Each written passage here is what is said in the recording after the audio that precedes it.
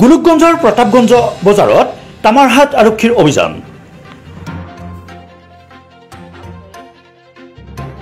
অভিযানত বিলাতী সুৰাসহ এজনক আটক।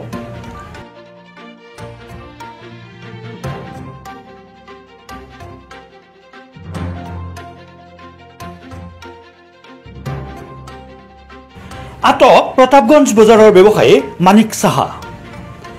মানিক সাহাই দীৰ্ঘদিন ধৰি অঞ্চলটোত চলাই আহিছিল বিলাতী সুৰাৰ বেহা। তামাৰহাট আৰক্ষীয়ে অভিযান চলাই 201টা সুৰাৰ বটলসহ আটক কৰে মানিক সাহাক। মানিক সাহাই সুৰাখিনি মজুত কৰি ৰাখিছিল নিজ গৃহতে।